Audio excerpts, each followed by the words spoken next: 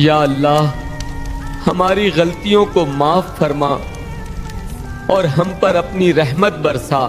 ایک ویکتی اپنی قبر میں اپنے کرموں کی سزا جھیل رہا تھا۔ قبر بے حد تنگ تھی، چاروں اور بے چینی اور گھٹن تھی۔ وہ مدد کے لیے پکار رہا تھا مگر اس کی آواز سننے والا کوئی نہیں تھا۔ اچانک اللہ کی قدرت سے حالات بدلنے لگے۔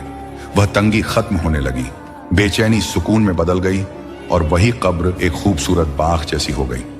حیرانی میں اس شخص نے فرشتوں سے پوچھا، یہ بدلاؤ کیسے ہوا؟ مجھ پر یہ رحمت کیوں نازل ہوئی؟